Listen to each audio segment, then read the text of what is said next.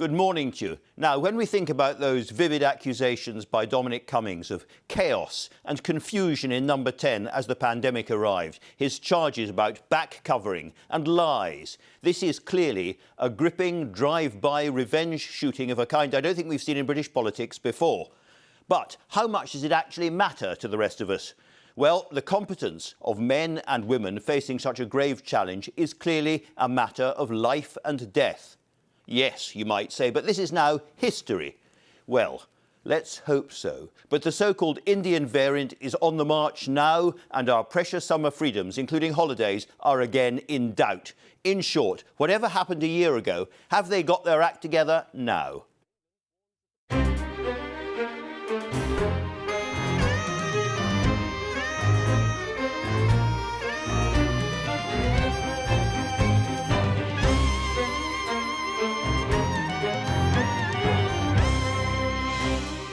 If that's the question for this morning, then I have a perfect guest, the Vaccine Minister, Nadhim Zahawi.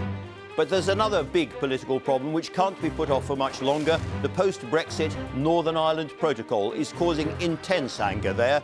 Is the EU taking the danger of violence seriously? I'll be joined by Maros Sefcovic, the European Commission Vice President in charge of relations with the UK, and by Edwin Poots, the newly elected leader of the DUP, who regards the protocol as intolerable.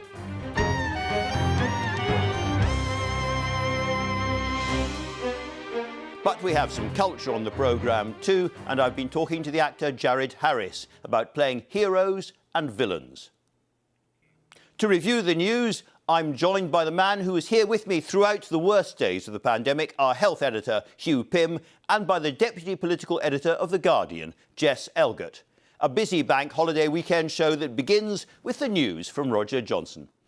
Thank you, Andrew. Good morning. The group which represents NHS trusts in England says that hospitals in holiday hotspots will struggle to cope with the extra demand caused by increased domestic tourism this summer.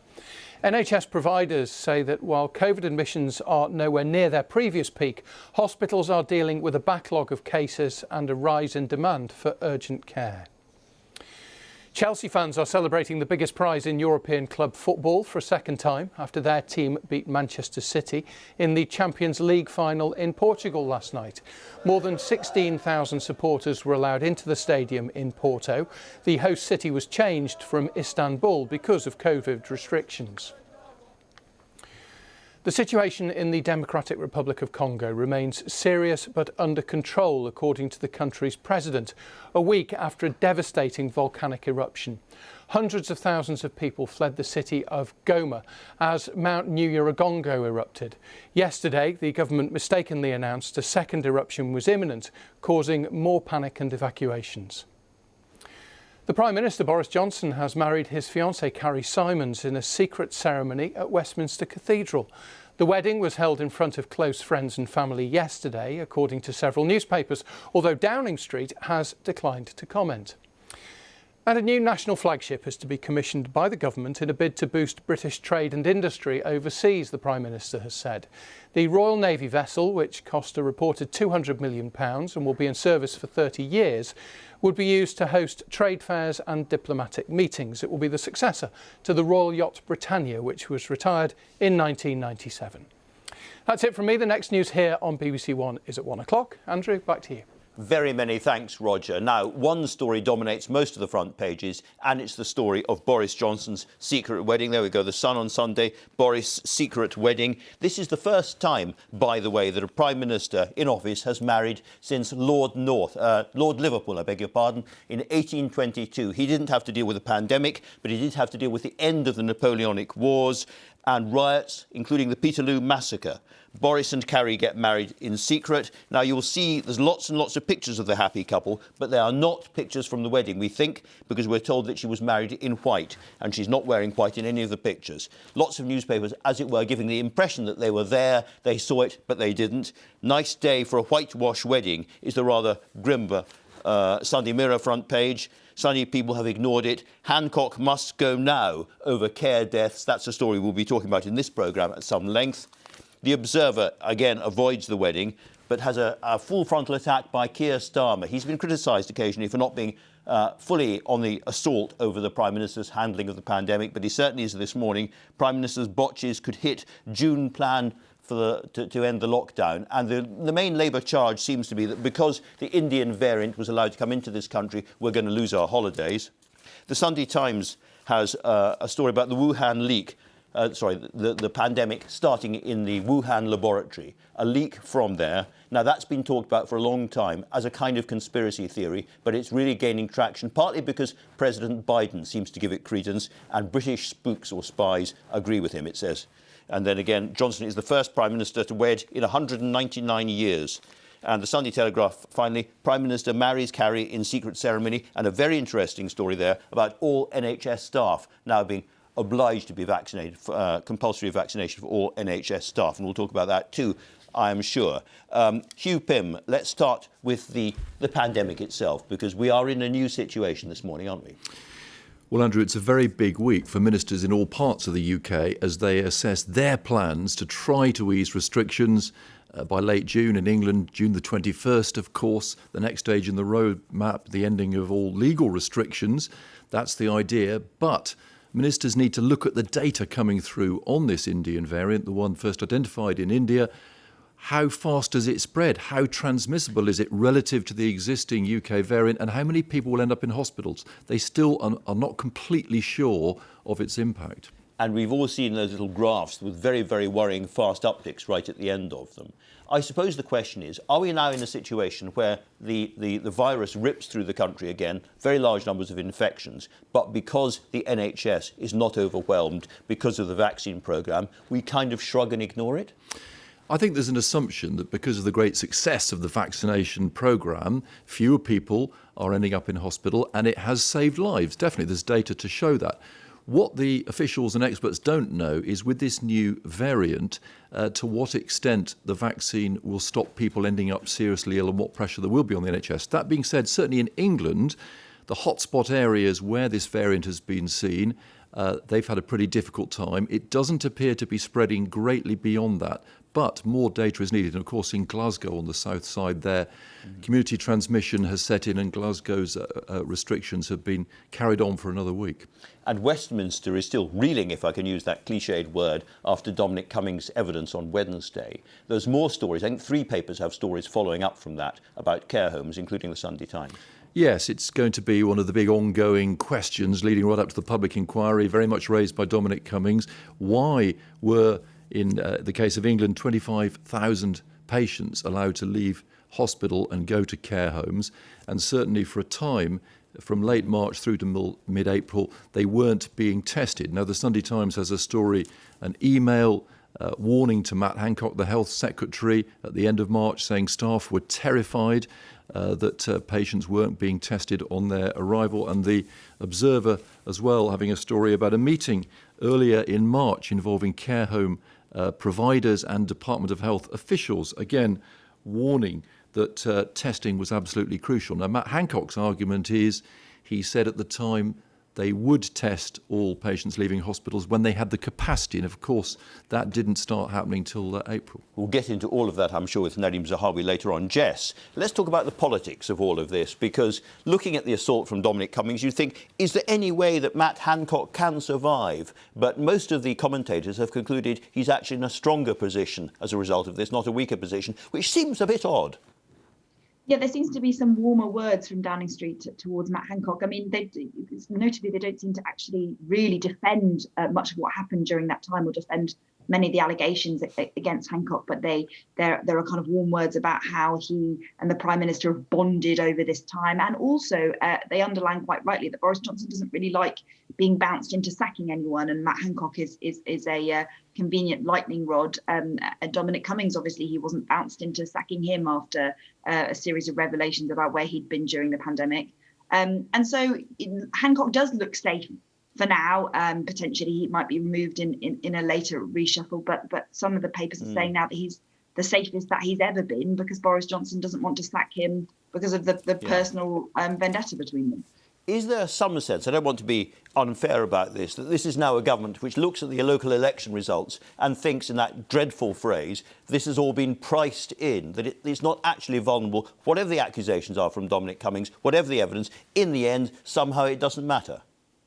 I mean, I think there's obviously damaging things that could still come. We have to see how the June 21st unlocking goes. We have to see whether more freedoms might involve new variants emerging. And of course, there are in the medium term, at least there's another appearance by Hancock in front of this same select committee that Dominic Cummings appeared in front of. We've not yet seen from Dominic Cummings, although we heard some very damaging things, we haven't seen any kind of smoking gun document. He's got until now to hand that over to the committee, and we'll see what happens when Hancock appears in front of them. Now, if we have a decent summer, Hugh, I'm not talking about the weather, if we have a decent summer, it's because of the vaccine rollout programme. But there's a really interesting ethical dilemma about compulsory vaccines, and the Sunday Telegraph has a story about NHS staff being told they must have vaccinations. Yes, it's a really difficult issue. Do you oblige or make or require NHS staff to have the vaccine, or do you persuade them? Now, some people may be quite shocked that 90% in England of NHS staff have had the vaccine, but that still leaves 10% who haven't had it. But I've been to hospitals where it's been made clear that there are certain communities where there are NHS staff who come from families where there is a little bit of scepticism or concern, and they've been concerned as well. And persuasion is a much better way of doing this, the trust leaders reaching out to people rather than forcing them to, mandating them to. And that's obviously being discussed by ministers. And I think there may be a slight fear if you make it legally necessary, that might alienate staff at a time when they're working extremely hard and under a lot of pressure. That's a very good point, Hugh. Thanks. Jess, talking still about vaccines, there's an even more difficult political judgment to be made about vaccinating children. And that's in the papers today as well. And the Observer's got a big piece about that. Yes, there is. And the JCVI seem to have said that they want ministers to make this decision that will ultimately come down to being a political decision. But if you read some of the comments from the scientists, they say there's difficulties around vaccinating children. We don't know too much about the side effects, and children don't seem to be a great risk from the virus. And therefore, do you have to weigh up what the moral question about not knowing the side effects versus not being at much risk? And there is, of course, as a lot of politicians around the world have made clear, that the moral question of should we be vaccinating healthy children who don't seem to suffer much from COVID, when there are healthcare workers, there are vulnerable people across the world in lower income countries who haven't even had a chance at a first vaccination. And we should be more generous with our supply rather than vaccinating people who potentially don't need it. So those are questions definitely from the vaccine minister later on. But you can see why the Joint Committee on Vaccinations would not want to take that decision themselves and say, over to you, ministers, this is political. Yeah, absolutely. And I think that's one of the reasons why I think if you read between the lines and some of the comments from the experts who are quoted in the Observer, they certainly seem sceptical about the idea of vaccinating children, but they clearly don't want to have to make that decision themselves. Scepticism about the vaccines and indeed hostility to the lockdown carrying on any longer indeed seems to be growing. There's a big demonstration in London yesterday, and I suppose these kind of stories will only fuel it. I think they probably will. I mean, the demonstrations we saw in London, I think it's always just important to remember that it's just such a tiny minority of people. If you look at any polling, the public are actually usually been on the cautious side of things. I think that there is still now a tiny majority now for not going ahead with the June reopening. People are cautious about that. They're cautious about social distancing. They're cautious about mask wearing, mainly because they don't want to have another lockdown, which means they won't be able to see their family and friends. And that is the main thing that people, I think, ultimately care about. I think that the anger, if there is, has to be a resumption of restrictions that mean that there will be growing anger. I think generally the public have been extremely responsible, right. And they've obeyed most of the rules because it means that they want to keep their family members safe. But you really can sense a lot of anger towards the government if, as we've been promised, this is the last and final lockdown, and something like improper border closures means that we have to go back on that. I think people will be angry at that, certainly. Well, we'll see. Hugh, one other big question, I guess, is what's happening inside the NHS. Because a year ago, we all knew that the real issue was stopping the NHS being overwhelmed and collapsing under the weight of coronavirus. What's the situation now?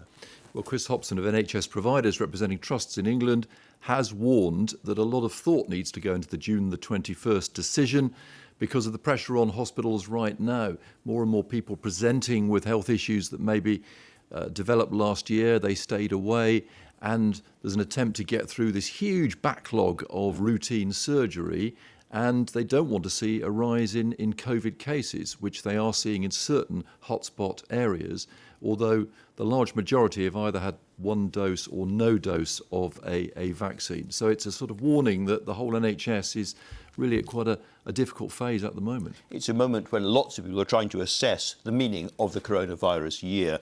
As I said, the Sunday Times is a very interesting story about the possibility of this all starting from a leak in a Wuhan lab, not from bats and not from wet markets or all of that, but leaking out of that lab. We talked to the WHO about this, and it's very interesting that their representative, who'd done the inquiry in China, could not give us clear evidence that it hadn't come from the leak, and did say that he hadn't been able to see everything. So we'll talk about that, I'm sure, more and more. People are very interested in that. But finally, Jess, let's talk about politics one more time, because Keir Starmer, he keeps getting criticised for not being tough enough on the government over the pandemic.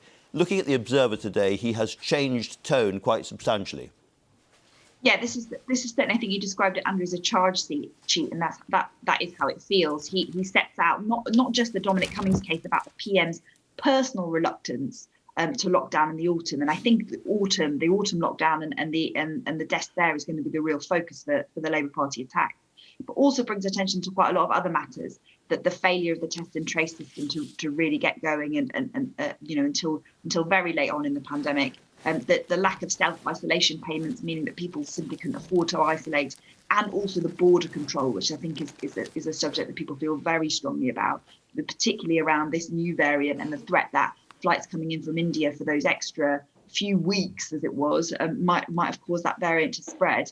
I mean, Starmer doesn't go quite as far as saying we should stop the June 21st unlocking, but you can bet that if that is what has to happen, that he will say that it's down particularly to the Prime Minister's choices. Very, very interesting. Jess and Hugh, thank you very much indeed, both of you. And so to the weather. At last.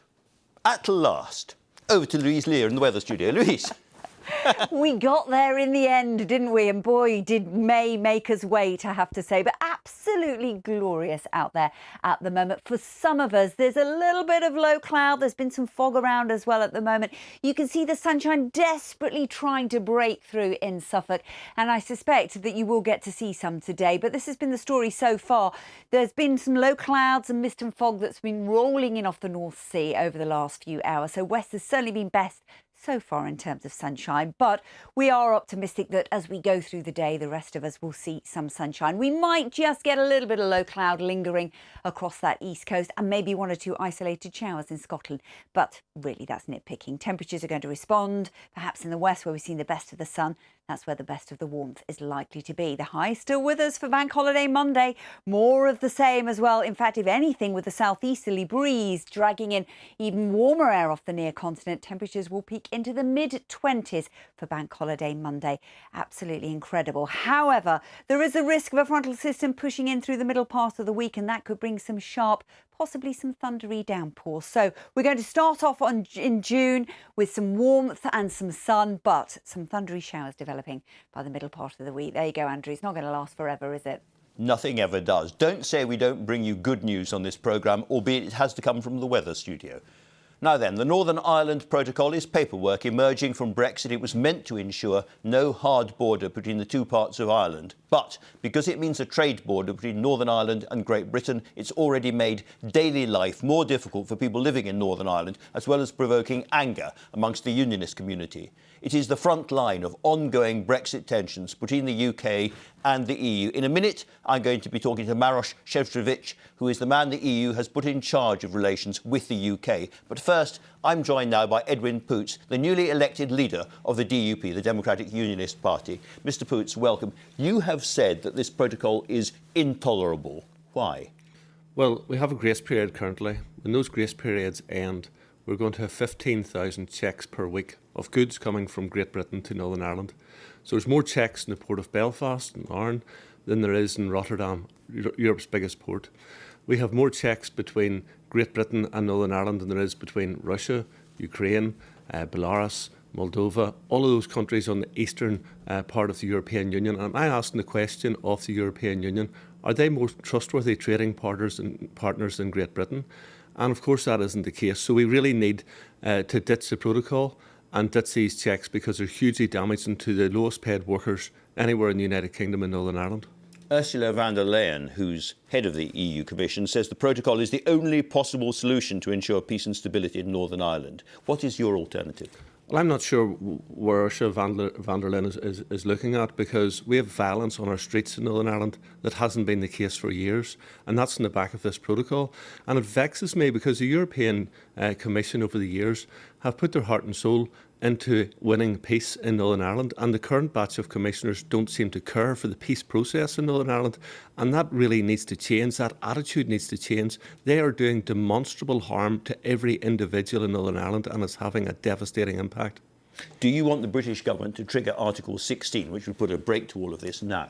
They have the grounds to do it because in terms of economic and societal damage, that is very evident.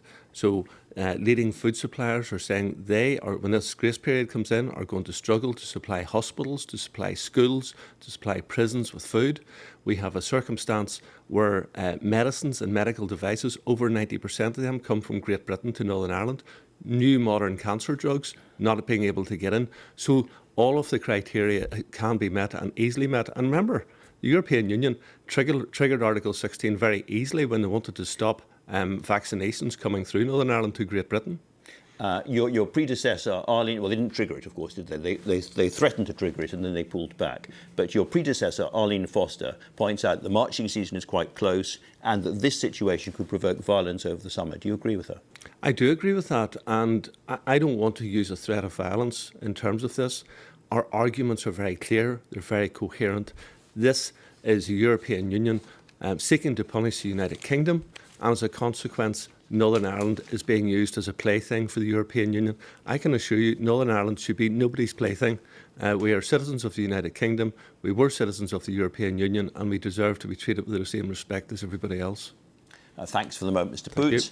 Mr. Sefcovic, I don't know if you were able to hear that, but Edwin Poots, leader of the DUP, was saying that people like you are using Northern Ireland as a plaything and you're not really serious about peace there.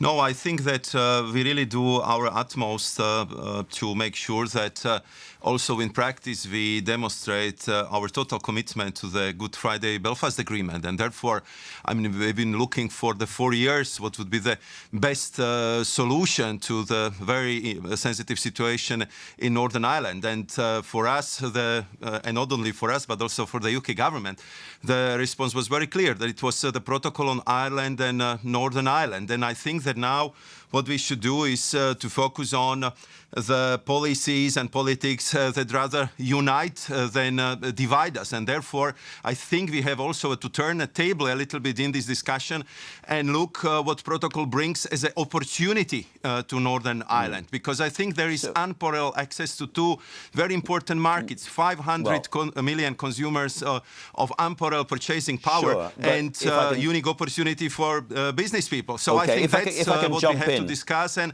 I reached out... All right. If I could, sorry, just jump in. Lots of business people we've talked to have said that contrary to this being a great new opportunity, the protocol is literally killing their businesses week after week after week. The BBC did a poll of Northern Ireland people, customers and shoppers and so forth. 48% hate the protocol and really want it to go. This is something that's happening not just among politicians, but on the streets of Northern Ireland, in the shops of Northern Ireland. People do feel this is intolerable and the EU don't really get it.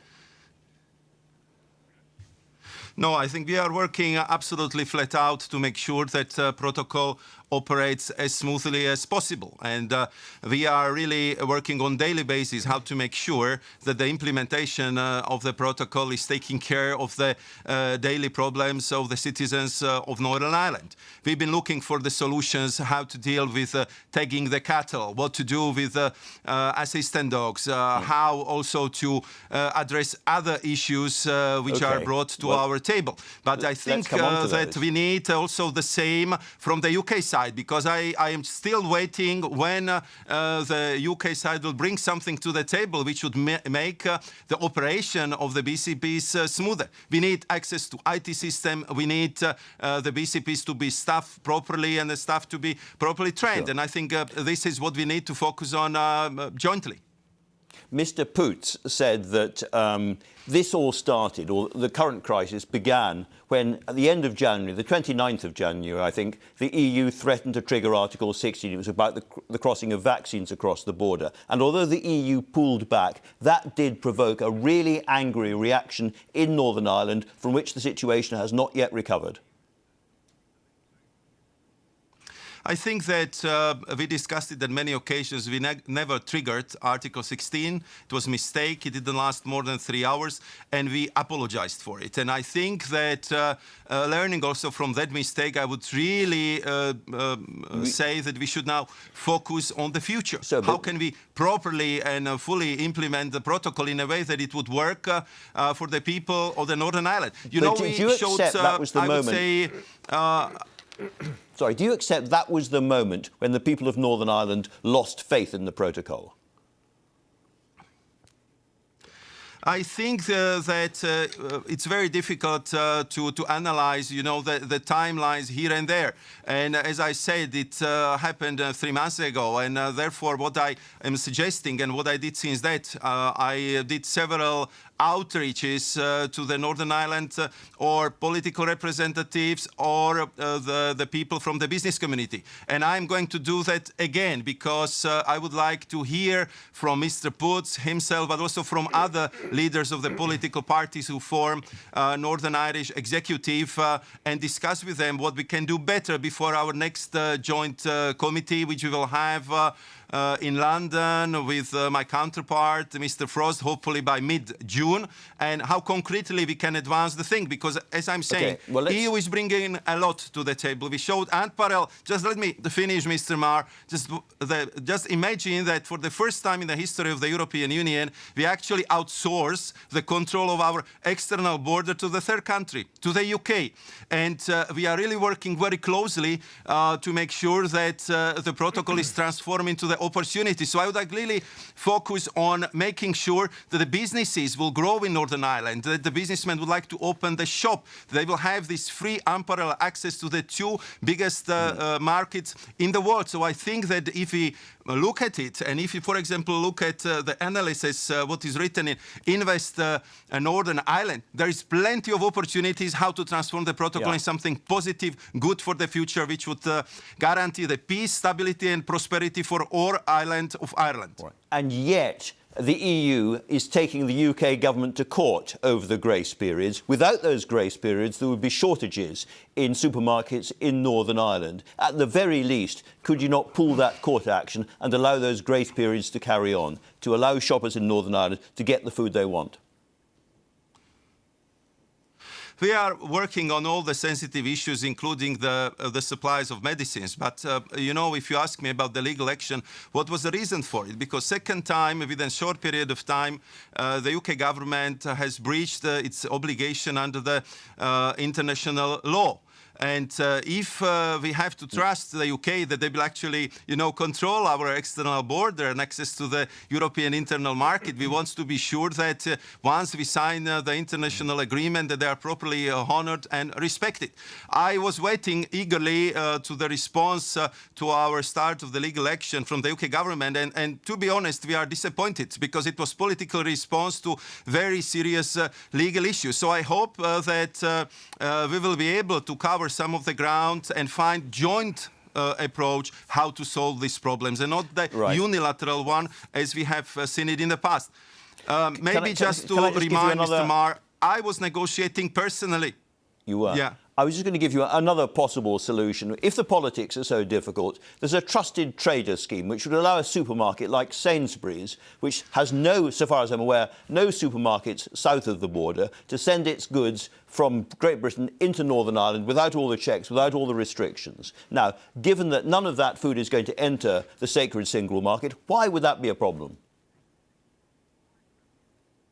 No, I think that if we are talking about trusted trader scheme, I was discussing it in great length with my then counterpart, Mr. Michael Gove, in December. And at that time, I was asking, I mean, the grace period which the UK government at that time was suggesting for March, for June, and for the end of the year, if this is enough, and by this time the UK will be in the position to fulfill the protocol. And the answer was yes, and we got even written confirmation and official declaration of the UK government that by these deadlines, everything will be in place and operating properly. And of course, the trusted trader scheme was a part of it, and there we are working on the trusted trader scheme. And again, let's look at it jointly, but we need to have common approach and no unilateral actions. One other small seeming, but to many people ridiculous example of what's going on at the moment is that if I have a guide dog and I want to take it from Great Britain into Northern Ireland, it now needs a vaccination certificate against rabies. But the last time there was a domestic case of rabies in Britain was 1922. That's absurd, isn't it?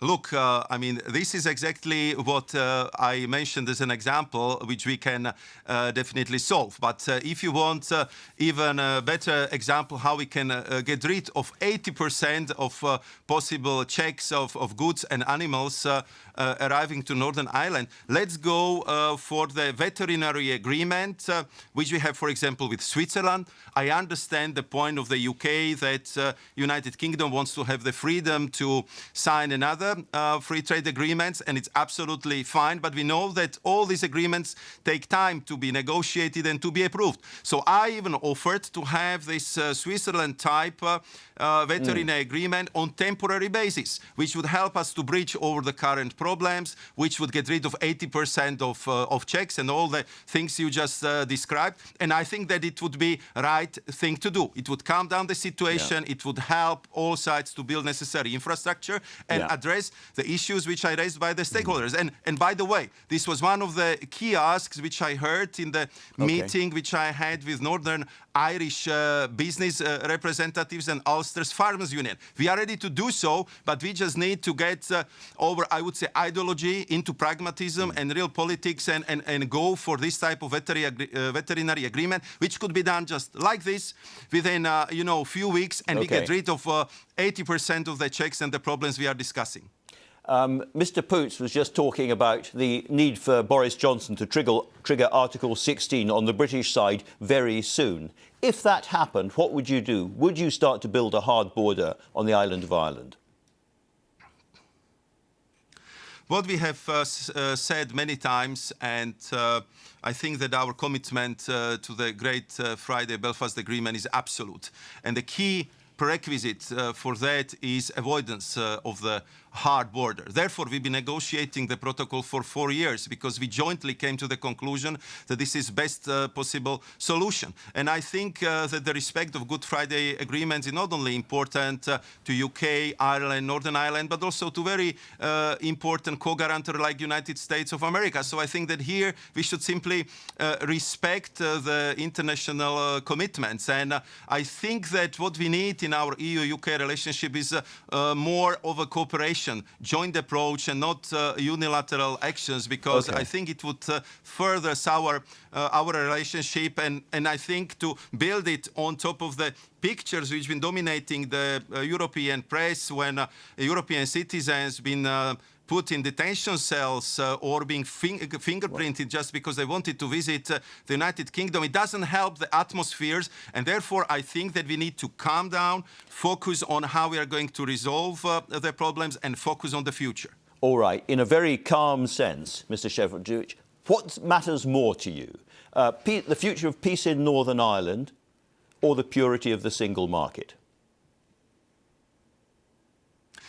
of course, that if it comes to the peace and future of the people of Northern Ireland and prosperity of the island of Ireland, it's very important for us. But I don't know how can we kind of dissect it from the overall relationship, because what I was just describing at the beginning of our interview, I think we just should look at the protocol as a new business opportunity for the Northern Ireland. How to actually use that access to the two very important markets, which is free, which is without any hindrance, without any obstacles. How can we bring the distribution value chains to Northern Ireland? How can we bring new growth and new jobs to this very important place, which goes right now through a lot of a political tension? We're almost out of time, Commissioner. I apologise for that. One last question, if I might, about another subject. Does the spread of the Indian variant in the UK mean, in practical terms, it's very unlikely that British people will go on holiday this summer to the continent of Europe? As you know, currently we are working very hard on the digital COVID certificate to make sure that we will come gradually back to normalcy and the travelling will be safe again.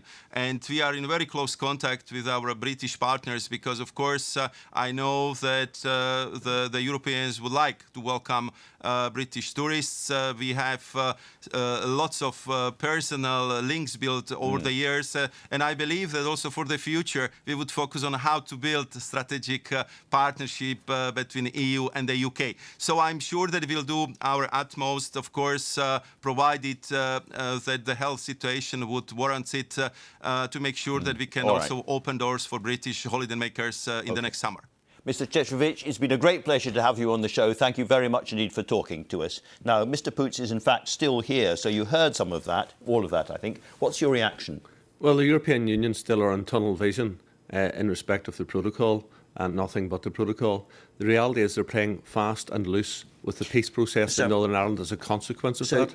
I can see you're complaining about the protocol, you hate it and all the rest of it. I don't really understand what your solution is to resolve this very complicated problem if the protocol isn't there. What would you put instead?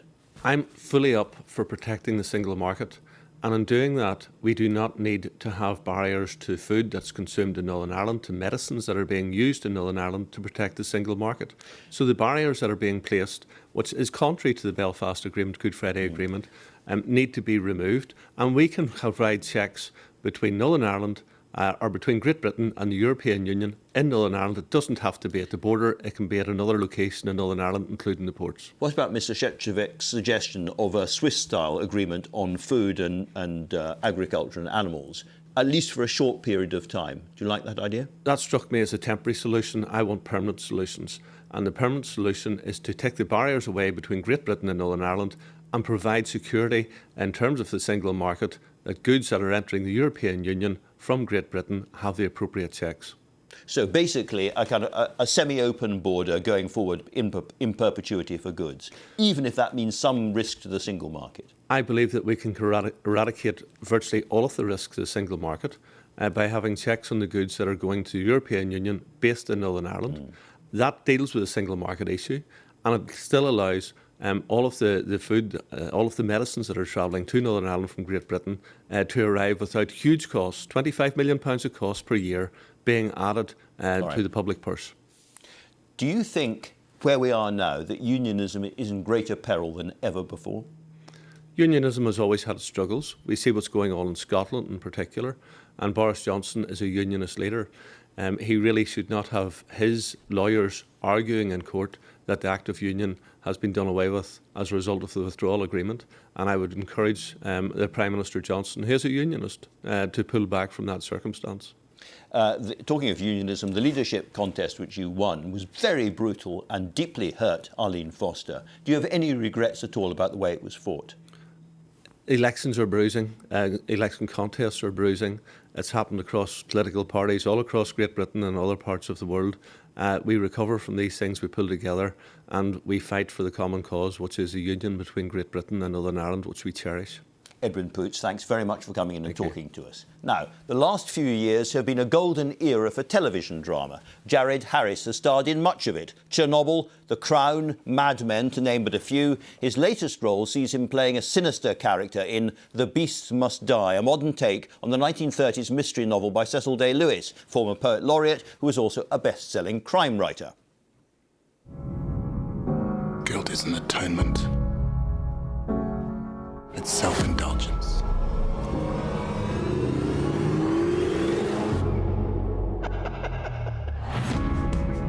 Do you know what a fraudster is?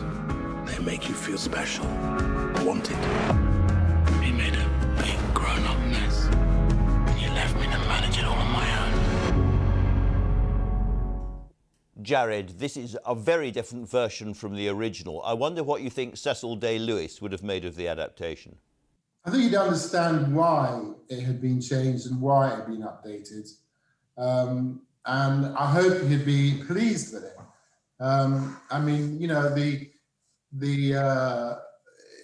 been updated. I mean, the biggest change that they've made, of course, is that the central character has been changed from a male to a female. And that change has added quite a few good extra things. And one of them is that the character's in more jeopardy. That sort of cat and mouse game that's going on between Francis and George. There's an element of danger there. Well, you're a teacher. You have to pretend to believe in fair play, don't you? In the real world, if you're smart enough to get away with something, well, you probably deserve to. In this, you are playing a thoroughly odious character. It must be quite a challenge to get the audience to feel empathy or somehow identify with a character like this. He's a selfish, narcissistic, entitled, arrogant character. And, you know, it's tough to, I don't know if you can ever say that you're going to like that character. I think the intention would be that you would be intrigued by the character and you'd be interested in the character. And really, that's much more valuable than liking a character. You are playing a dark character in this, and you've played, for instance, Moriarty in the past, but you've also played much more attractive figures like Legasov in Chernobyl or George VI in The Crown. So here's the question. What's more interesting, to play the good guy or the bad guy? From a career point of view, it's quite tough to generate momentum if you're constantly playing villains because you're on the wrong side of the story. And, you know, I got a tremendous boost career-wise from George VI because I was on the right side of the story. You know, so yeah, it's difficult that way if you're constantly having to do that. You're constantly having to sort of work against the instincts of the momentum of the story and where the audience is being driven to go with their sympathies and try and find some element of humanity that the audience will at least see you as being a three-dimensional figure, you know. So, and then normally when you do that well, then you become sort of villain of the month, and you work for a couple of years, and then things go cold because they're tired of your face. But so it's better playing the I mean, not so much heroes, but the empathetic characters. Well, you're certainly not playing an empathetic character in The Beast Must Die. Jared Harris, thanks very much indeed for talking to us. Thank you, Andrew. Bless you. Now, of all the accusations swirling around after Dominic Cummings' 7-hour evidence session, it's what happened in care homes a year ago that seems most troubling. I'm joined now by the Vaccines Minister, Nadhim Zahawi. Mr Zahawi, welcome. Can I ask you, first of all, did Matt Hancock tell the Prime Minister back last March that people were being tested before they were sent into care homes? Well, Matt Hancock was very much focused on delivery. I think it's worth putting this in context, Andrew, in the sense that in the eye of the storm, we were only capable of doing about 2,000 tests a day. Diagnostics industry was almost non-existent in the UK.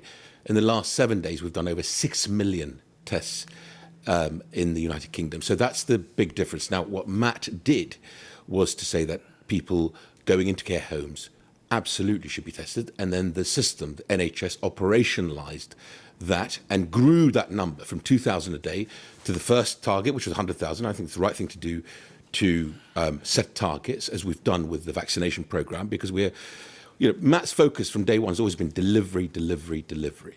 So if he knew that they needed to be tested, why did he send people into care homes without tests?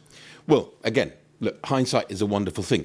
We, at the time, didn't know... It's not just hindsight, because when it comes to the tests, 10,000 tests were being carried out towards the end of this period.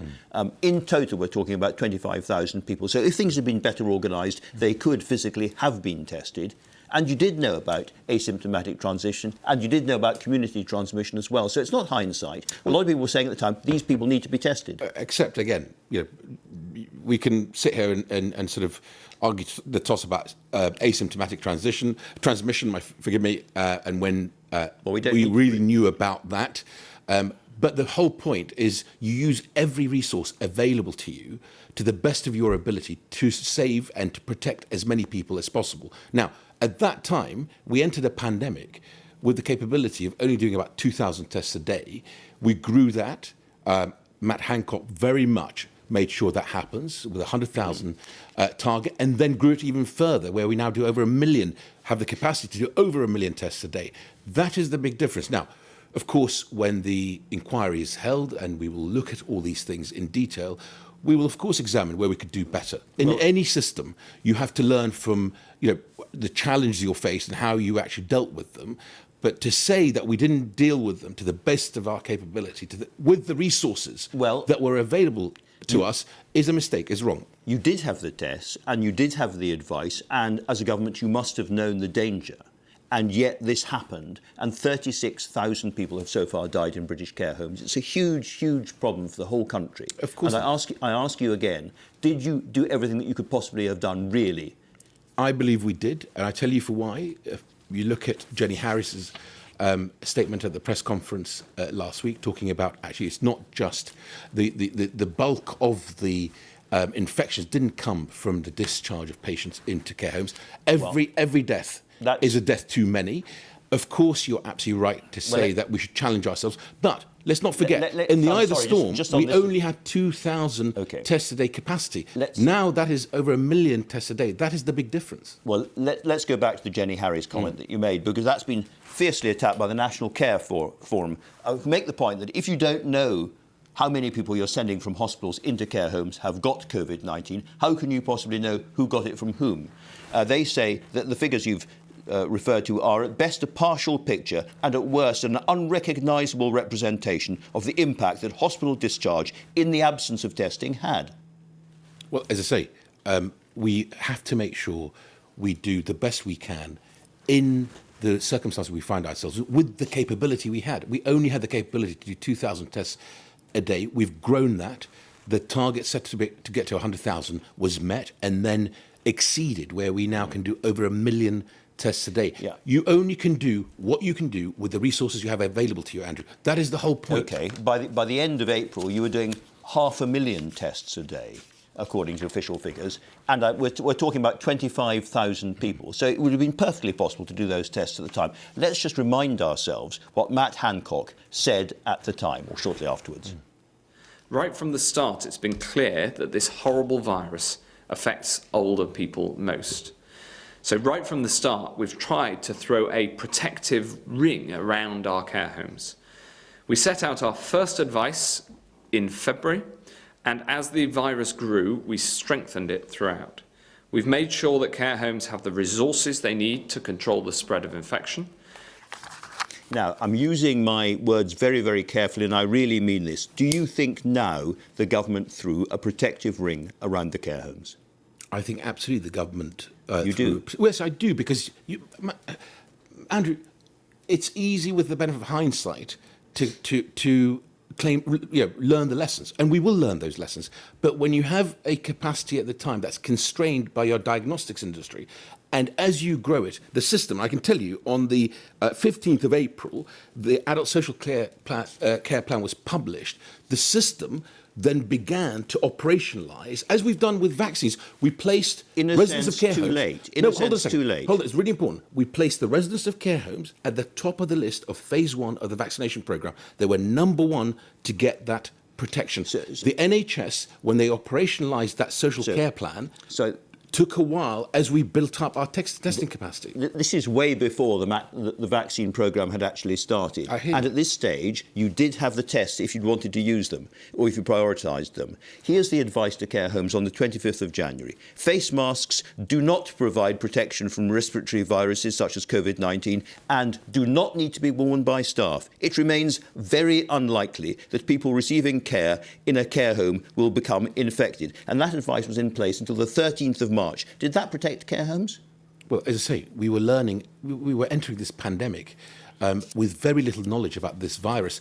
You've heard from Chris Whitty and Jonathan Van Tam that we're learning all the time about how this virus... On the 19th of March, hospital discharge service requirement, which was published, set out that every person who's shown symptoms or has been tested for COVID results, whether negative or positive, should be included on the patient's discharge documents if they're discharged into a care home. The same date. Here's the government advice, again to care homes. It says that no one who's suspected COVID or is generally unwell should go into care homes. However, the review should also consider the well-being of residents and the positive impact of seeing friends and family. In other words, you're almost encouraging people to go into care homes at this lethal time. Look, again, hindsight is a wonderful thing. You're talking about way back at the beginning of this pandemic. Very rapidly, the 19th of March, on the 2nd of April, the admissions to care home guidance changed around isolating for 14 days. Again, on the 15th of April, the further plan was put forward and the NHS operationalised the testing.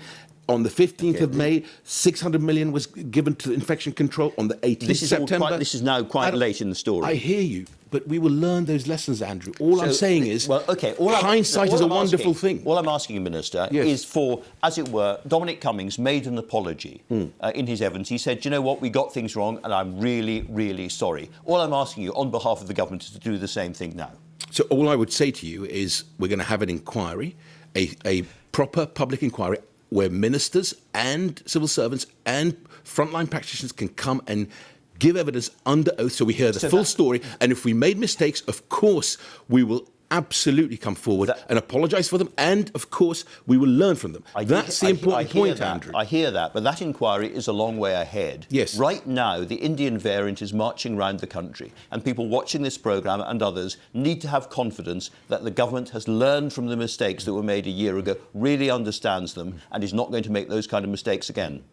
Absolutely. And on your point about the Indian variant, the B1617.2, we have one of the most robust border controls, and we can talk more about that in a second, but we do have one of the most robust border controls in terms of 3 tests, pre-departure, day 2, day 8, quarantine in hotels for red list, quarantine at home for amber, and of course then the green list. We also have one of the largest genome sequencing infrastructures in the world, which is why we pick up these variants so early. There are hundreds of variants. There were 3, if you recall, of the Indian one. When did you first know the Indian variant was transmitting around this country? So when it became a variant of interest on the 29th of April. When did you first know? So when we found out, there were 3 variants of the Indian variant, as well as other variants, of course. So there are hundreds of variants. Sunday Times reports this morning, the government knew on the 1st of April. Well, look... Is that true? There are hundreds of variants. I'll tell you what is true. There are hundreds of variants. Viruses mutate. You know that, Yes, Andrew, of course. Right. But when this variant became a variant of interest on the 29th, if I'm not mistaken, of April, we had placed it already on the red list on the 23rd, a week before. Now, what Matt Hancock did is when it became a variant of interest, he pushed much harder and said, let's treat it as a variant of concern straight away. That is the big difference with this variant. That is why I say to you, we've got strict border control, we've got very high genomic... We've got strict border controls now, Minister, but throughout this period, for week after week after week, people were coming in from India when the government knew this was a variant was a problematic variant. No, we didn't. It only became around this country. No, we didn't. That's why we've got it now. It became a variant of interest 6-7 days after we put India on the red list. It became a variant of concern 2 weeks after we put India on the red list, Andrew. But Matt Hancock, when it became a variant of interest, actually said, let's treat it as a variant of concern. There are many variants, hundreds of variants that, we that knew the what was happening biosecurity in team India. look We at. could see on our television screens what was happening in India. We knew how serious this was. We knew it was transmitting around this country, and we were slow to close the borders. I don't agree with you. I think we have a very robust border control. I think we have the reason we pick up these variants in the UK, probably before some countries pick them up themselves, is because we have the genome sequencing capability. We account for just under 50% of all the sequencing taking place of this virus. Sure. And of course, we have the vaccination program at scale. We're almost at 25 million people having 2 doses, 39 million people having their first dose. Straight question about the future. Is the vaccine rollout enough of itself to ensure that the restrictions are lifted at the, on the 21st of June? Well, we are in a race between vaccinating at scale and making sure people get their 2 doses, and we saw very good data from Public Health England around the protection from 2 doses, either of Pfizer or of AstraZeneca. We hope to be able to protect with 2 doses, all 1 to 9, all the over 50s, before the 21st of June.